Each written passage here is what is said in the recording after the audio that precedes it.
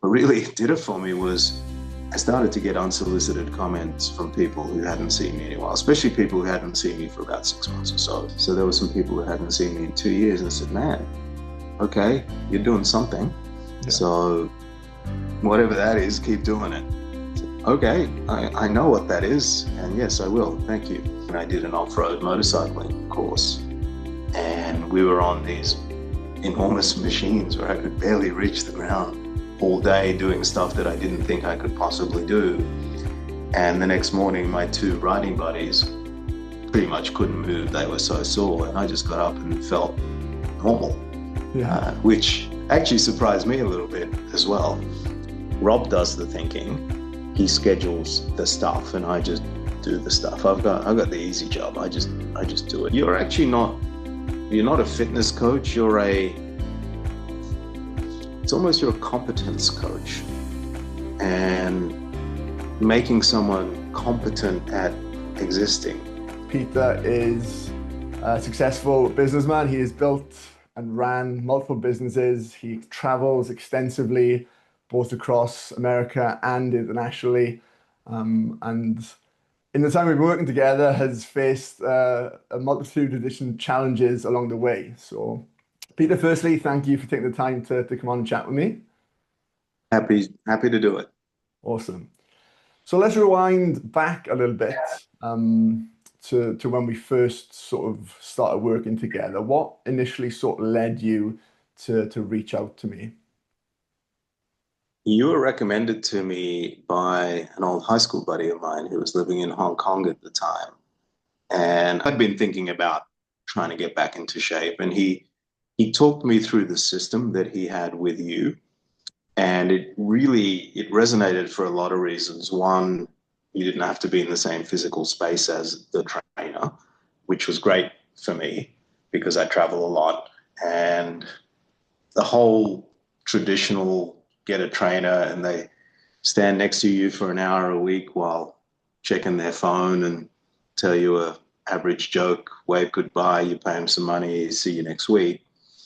That never really resonated with me. I'd done it a few times like most people, but when he took me through the system, I didn't know it as the Empowered Man system at the time, but when he took me through the system, I thought, that's different.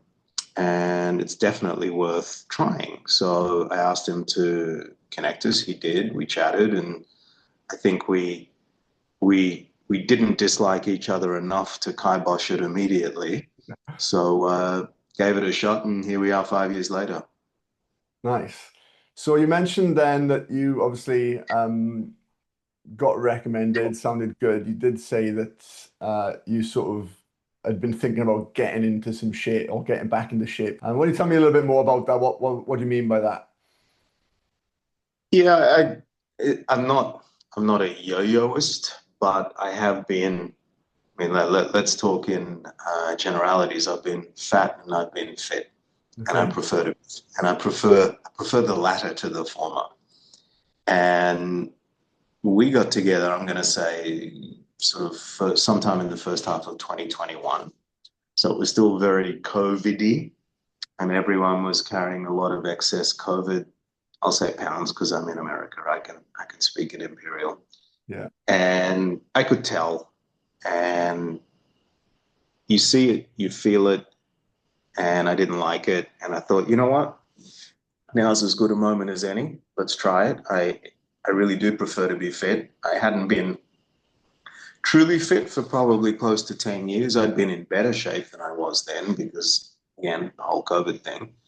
But I thought, yeah, let's see what it feels like to get fit in your 50s as opposed to in your 40s or your 30s, because time remains undefeated, but you can still do things. So those were some of the impetuses. Okay, nice. So since then, in terms of the journey that you've been on, what are some of the biggest things that you've learned along the way, or some of the biggest things that may have surprised you?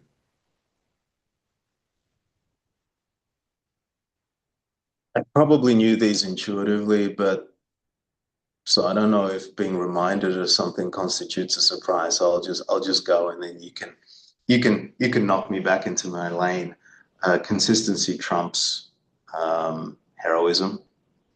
And one of the things that I was most proud of, and it was a little thing, but you created a thing called the morning mobility routine. And I'm a guy, we don't stretch. I know it. I've yet to meet a guy who really properly stretches. But anyway, put that to one side. And for about a year, I was doing that pretty religiously every morning. It was between 10 and 15 minutes. And yeah, I got a little more flexible. I'm not likely to win any ballet competitions anytime soon. But what I did notice was it really helped firm me up somewhat. And the way you know is not by looking in the mirror, because your eyes recalibrate and your eyes can tell you things that your brain wants to hear, even when they're not true. What really did it for me was I started to get unsolicited comments from people who hadn't seen me in a while, especially people who hadn't seen me for about 6 months or so. I would, at that time, typically go to Australia twice a year, but because of COVID, when I went in late 21, I hadn't been in 2 years. So there were some people who hadn't seen me in 2 years and said, man, okay, you're doing something. Yeah. So whatever that is, keep doing it. I said, okay, I know what that is. And yes, I will. Thank you. So yeah, that learning of just consistently doing small things. I'm not super hardcore. I'm not one of these people who, resorts to the aphorisms of discipline trumps motivation, and all of that stuff is good and true and works for some people. Doesn't really work for me. It's more just try and do little things when you can. And that was another good learning for me, because I'm pretty hectic. Busy is not the right term. Busy is fashion, a term of fashion. I don't like that, but I'm hectic in that I change environments a lot. My days can get out of control at a moment's notice. Yeah. So plan, yes, but do it when you can, because you don't know when you won't be able to do it. So do things consistently, do it when you can. Um, if the dog ate your homework for one session with Rob, it's fine. He's not going to beat you up too badly. Uh, and besides that, he'll know if you're yanking his chain. So yeah, just do the little things. Good stuff. So you mentioned there, life does get pretty hectic. You are somebody that travels extensively, running businesses. How has the coaching fit in around that, and how has the coaching sort of um, impacted stuff outside of the gym, the training? Yeah, there's a few dynamics. I remember when people first started asking me about this system, my response, and it was a little cute, but it was also accurate, was, well, I don't have to think about it. I just have to do the doing. Rob does the thinking. He schedules the stuff, and I just do the stuff. I've got the easy job. I just do it.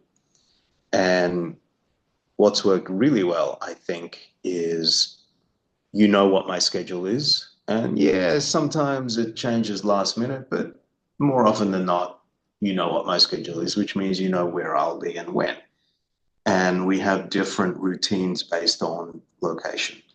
I keep a small kit of equipment in my two predominant remote locations, and you schedule routines accordingly. So it takes that subconscious excuse out of it. Well, I'm not, in my primary environment, so clearly I can't do anything. No, I can do something. I can do the thing that I can do. And guess what? Rob knew that I will be here, and he scheduled me accordingly, so I'll do it.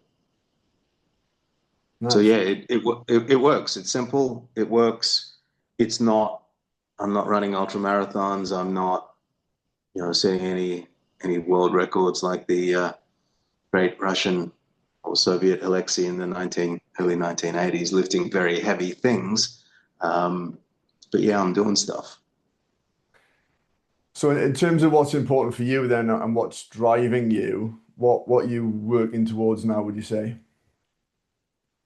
It, I mean, there's a small element of vanity in it. It's nice to hear people say you're looking better. That's not the primary driver. The primary driver is the older you get, the more you realize that shit gets harder when you get older. It also gets more important. And it's also, we were talking earlier, the Newton, whichever law of thermodynamics, a body in motion stays in motion, a body at rest stays at rest. It's easier to keep going than it is to stop and start again. And I'm doing it to maximize my ability to do stuff as I age. And I gave you an example a few weeks back when I did an off-road motorcycling course, and we were on these enormous machines where I could barely reach the ground all day doing stuff that I didn't think I could possibly do. And the next morning, my two riding buddies pretty much couldn't move. They were so sore, and I just got up and felt normal, Yeah. which actually surprised me a little bit as well. But the fact that I could do that, which was kind of towards the extreme end of stuff. But yeah, just the ability to do stuff, to travel, it sounds trite, but to put your heavy overhead rolling case in the overhead bin on the plane and not think twice about it, um, and not have to ask for the seatbelt extender. Um, I do live in America. Um, yeah, just being able to live a good life. I think the human body is meant to move. Millions of years of evolution mean that you can't be sedentary, at least not for long periods of time. You got to move, and the longer you keep moving, the longer you'll keep moving well. Yeah. So I guess feeling capable, feeling strong, resilient, able-bodied, even as you age. Absolutely, and I'm a firm believer. I don't. Well, I was going to frame it in the negative, but I'll try and frame it in the positive. Let me just frame it, and then you can decide. There's no dichotomy between the mind and body, and we are one organism, and the two interact all day, every day, in millions of ways, most of which we don't see and, for the most part, even understand. But having a stronger body actually makes you feel more confident in all dimensions, including your ability to make decisions. Yeah. Uh, yeah, I find that my thinking is clearer, better, sharper, more decisive when I feel good physically, because it's a function of energy, and energy is the real currency. So yeah, I think it's helped me in many ways. Awesome. So if there was somebody who's in your situation, maybe going back 5 years, who felt like they were out of shape, they wanted to make a change, they've got lots going on in their life, whether they're running businesses, traveling, growing a family, what would your advice be to you back then? That's a very broad question, but I'll try and frame it. I think the way you want to frame it. The system that it's not just a system because the system includes the personality, but the entire package that you offer covers so many different elements of, I don't like the term because it's fashionable, but I'll use it, wellness, that, and does it, and this is important as well because this is the other side of the coin, does it at a very low risk. Someone can try the Rob Morgan empowered man system with it's almost stupidly low risk. Like, I wouldn't say try it for a week. I'd say give it a minimum of 3 months because you're really not going to see anything for a month if you're lucky. Try it for 3 months, and if it isn't for you for whatever reason, you haven't lost anything. So yeah, the completeness of it combined with the incredibly low barrier to entry and the even lower risk threshold kind of makes it a no-brainer for me. Sorry, that's an American expression, but I think most people get what that Yeah, means. well, yeah. So yeah, I And honestly, I come back to one of the earlier comments. It's so much better than a trainer standing next to you. Yes, they can do some things that you can't do as well, which is, look at the angle of your elbow or your specific form on the squat. I mean, we've done a few sessions where you've looked at that and you've corrected me, and that's actually been pretty effective.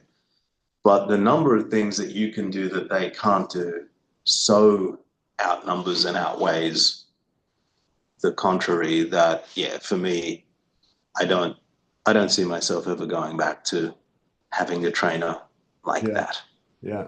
I think that's probably a doubt, a lot of guys might have in terms of, being remote, being in a different country, even somebody that changes locations, the system works wherever you are. And we look at so much outside of just the actual training and the exercise that you're doing at the time.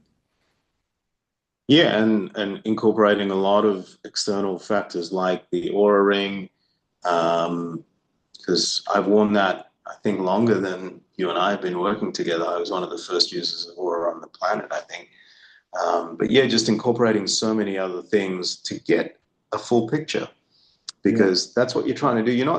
You're actually you're not a fitness coach. It's almost you're a competence coach and making someone competent at existing, which sounds a little highfalutin, but that's what occurred to me in the moment. Yeah, because you do, and you're very nuanced and sensitive in a good way to external forces. So stuff that can't be captured in the app, like I got some shit going on in my personal life, and you can sense that, and then maybe that comes up in discussion, maybe it doesn't. Um, but I think the discussions we have weekly are so much better than the in-person discussions I've ever had with a trainer. Because they're only seeing you once a week, and it's like, okay, what did you do during the week? Okay, well, let's do some of this. Great, see you next week. Where's my money? Yeah, not, it's not a fair fight. Yeah. Good stuff. Awesome. Well, thank you so much for your time today. I do know that you're a busy man, so I appreciate you coming on and sharing your journey. You're very welcome. It's a great system, and I don't know that it works for everyone, but I think everyone should at least give it a shot because it's incredibly effective. Awesome. Thanks for that, Peter. You're welcome. Thanks, Rob. Cheers.